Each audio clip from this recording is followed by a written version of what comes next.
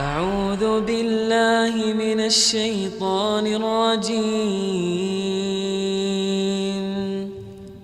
بسم الله الرحمن الرحيم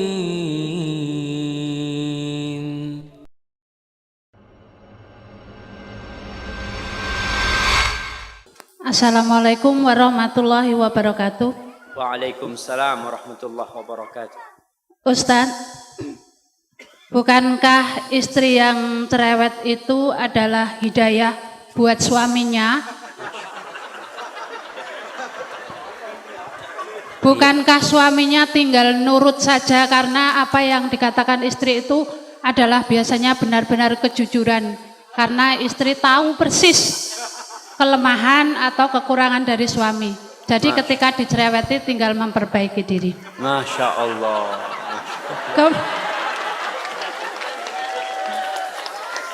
Kemudian kadang-kadang bukan istri yang tidak atau kurang bersyukur, tetapi suami itu senang dipuji. Padahal kata Ustadz Abdul Tuasikal, ketika ada yang memuji supaya dilempar dengan pasir kayak nggak salah.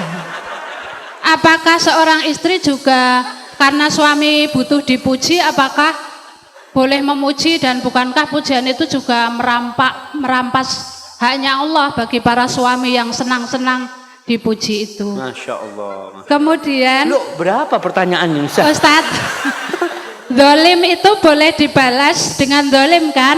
Kalau suami mecah piring, bolehkah istri juga memecahkan piring? Masya Allah. Iya. Yang terakhir, Wah, ini sekawan ini, Bu. bukankah yang bisa berjumpa dengan Allah itu adalah orang yang qalbun salim? Kemudian bagaimana caranya untuk bisa qalbun salim? Lalu apa yang menyebabkan tiba-tiba tidak bisa jadi sholat malam? Lalu apa yang menyebabkan sholat tidak khusyuk? Billahi taufiq wal hidayah. Wassalamualaikum warahmatullahi wabarakatuh. Waalaikumsalam warahmatullahi wabarakatuh.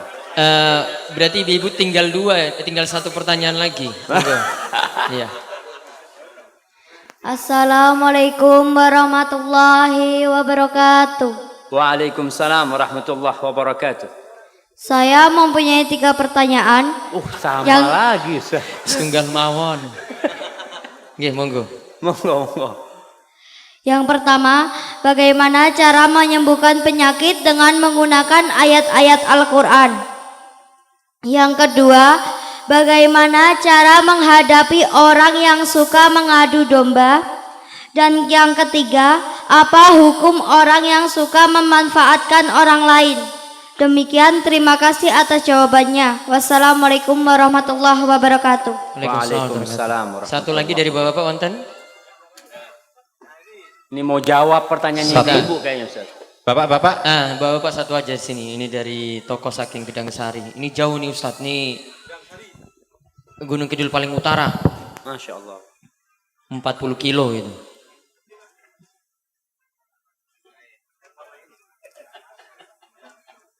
Oke, setunggal mawon Pak. Diringkes. Ustaz, Nggih. Assalamualaikum warahmatullahi wabarakatuh. Nggih, waalaikumsalam warahmatullahi wabarakatuh. Yang saya tanyakan sesuai dengan realita Ustaz. Rumah tangga itu biasanya yang mencuci, yang memasak itu perempuan. Tetapi di rumah tangga saya dan dekat saya itu kok malah terbalik. Bukannya saya mencari menang, saya maafnya sudah 1000 maaf. Kemudian yang masak juga saya, yang nyuci juga saya. Istri cuma kebagian nyeteli katok.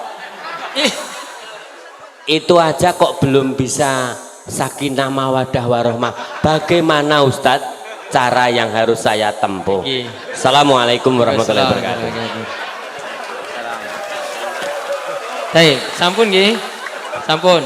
Yang pertama tadi Ustadz tentang bukankah istri cerewet itu malah manfaat gitu. Masya Allah. Itu gimana Ustadz? Iya, pertanyaan yang sangat indah sekali ya, karena memang Salah satu yang menyebabkan kesalahan itu berulang kali terjadi karena kita beranggapan itu tidak salah. Kita menganggap itu benar. Sehingga istri tatkala dia cerewet, dia menganggapan dia ini sedang memperbaiki suaminya. Ingat, di rumah itu ada pemimpin. Siapa pemimpinnya? Suami.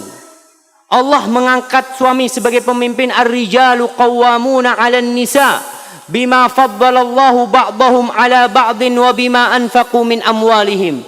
Fas-salihat qanitat hafizatun lil ghaibi bima hafizallah. Kata Allah, sesungguhnya atau lelaki-lelaki itu adalah pemimpin bagi kaum wanita. Kenapa? Karena Allah telah memberikan kemuliaan kepada lelaki-laki. Allah memberikan kemampuan untuk menjadi pemimpin kepada lelaki lebih daripada wanita. Yang kedua nih bapak-bapak, ingat nih. Lelaki menjadi pemimpin yang pertama karena bawaan lahir yang Allah berikan kepada dia, anugerah ilahi. Yang kedua dikarenakan suami memberikan nafkah kepada istrinya, maka sang suami mendapatkan kedudukan lebih tinggi kepada istrinya, memberikan nafkah kepada istrinya. Kalau sang suami tidak memberikan nafkah kepada istrinya, biasanya rumah tangga mulai pincang kepemimpinan suami. Karena suami tidak memberikan nafkah. Dia jadi pemimpin karena memiliki kewajiban memberikan nafkah. Berkaitan dengan pertanyaan ibu tadi, bukankah cerewetnya wanita itu hidayah bukan suami? Buat suami, ya Allah ibu-ibu, suami itu paling sumpek kepada wanita yang cerewet. Nah, betul bapak-bapak? Semangat bapak-bapak. Bagaimana cara memperbaiki suami? Ada caranya. Tidak harus dengan cerewet. Yang pertama, suami itu sebagai pemimpin tidak suka digurui. Ya namanya pemimpin. Mau pemimpin itu diprotes sama anak buahnya, sulit. Tapi ada cara memperbaiki pemimpin. Karena ingat, itu pemimpin bapak dari anak ibu. Maka seorang wanita harus menampakkan penghormatan kepada suaminya, kepada pemimpin. Kalau ada yang ingin dia omongkan, ngobrol sama suaminya. Mas, kalau ada waktu aku ingin ngomong sesuatu, mas. Ngomong sama suaminya di waktu yang tenang. Begini mas, mungkin aku yang salah mas ya. Aku ini cinta banget sama engkau mas. Baru ngomong. Kalau cerewet, mas, sini. Duduk sini. Ribut itu rumah tangga. Karena pemimpinnya suami. Apa ada anak buah panggil pemimpinnya? Ya, kepada pemimpin nanti diharap kumpul sama anak buah. Nggak ada. Yang dipanggil anak buah dipanggil sini sama pemimpin. Ibu kan tujuannya memperbaiki suami. Bukan sok jadi jagoan, tidak. Tanyakan, mas yang kayak gini nih bener enggak mas ya? Pura-pura tanya. Padahal mau ngasih tahu sama suami. Enggak masalah dengan cara seperti itu. Mudah-mudahan suaminya jadi ngerti. Karena tujuan kita itu adalah bagaimana perubahan terjadi di diri suami. Duduk, nggak perlu umpamanya ketika duduk mengatakan qala Allah Ta'ala. Allah berfirman. Masya Allah. Jadi suaminya kayak diceramain gitu, Masya Allah. Orang suaminya diceramain ustadz belum tentu dengarkan. Apalagi diceramain istri. Maka tolong diperhatikan hal itu. Perbaiki suaminya dengan cara yang baik. Kalau ngomong, kadang-kala kalau berbicara itu saling ngangkat suara. Dia ngomong, Ustadz, anak kalau ngomong sama suami mesti jawab. Maka jangan ngomong, tulis. Tulis, karena kalau nulis itu insya Allah bisa memilih kata-kata yang baik. Nggak emosi orang nulis itu. Lalu berikan kepada suaminya. Begitu pula bapak-bapak. Kalau ingin menasehati istrinya, jangan di depan anak-anak, jangan.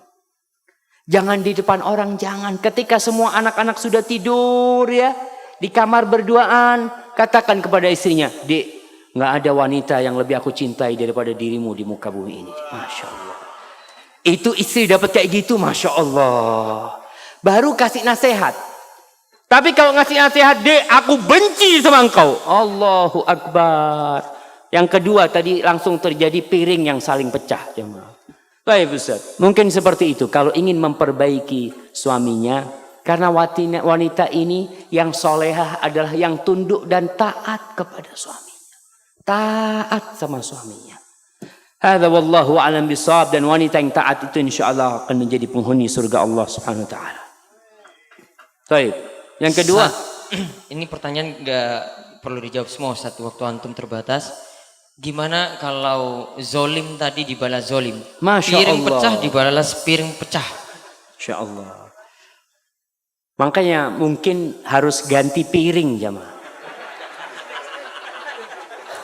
Orang kalau suka dolim-doliman kan lempar-lemparan piring. Kalau cuma punya satu lusin di rumah nggak cukup dolim-doliman itu jamaah. Bukan jamaah. Allah Subhanahu wa taala menjelaskan kepada kita bagaimana menghadapi orang yang dolim. Bagaimana menghadapi syaitan dan bagaimana menghadapi manusia. Kalau menghadapi syaitan tidak ada cara kecuali a'udzubillahi minasyaitonir rajim. Tapi kalau menghadapi manusia yang berbuat jahat, yang berbuat zalim, Allah katakan idfa billati hiya ahsan. Fa idzal ladzi bainaka wa bainahu adawatun ka'annahu waliyyun hamim. Kata Allah, balaslah orang yang berbuat buruk kepada kalian dengan yang lebih baik, jamaah. Subhanallah. Kita disuruh membalas yang lebih baik. Karena apa? Ini suami kita, suami ibu-ibu nih. Ini istri kita. Kita ingin memperbaiki, bukan ingin zalim-zaliman. Dan orang yang berbuat kezaliman, ingat, Allah mengatakan, ya ibadi inni haramtu zulma ala nafsi wa ja'altuhu bainakum muharraman fala tadzalamu.